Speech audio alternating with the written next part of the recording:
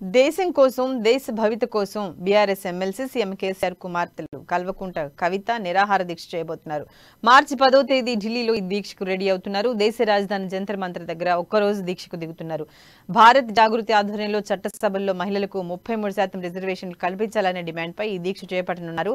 రాబోయే పార్లమెంట్ సమావేశాల్లోనే మహిళా బిల్లును సభలోకి తీసుకురావాలని డిమాండ్ చేస్తూ ఎమ్మెల్సీ కవిత దీక్షకు దిగుతున్నారు.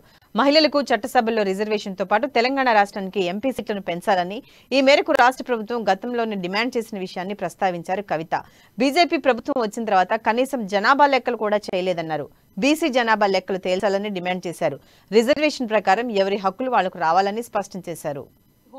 That the court's orders will be followed to that. It is a very welcoming move.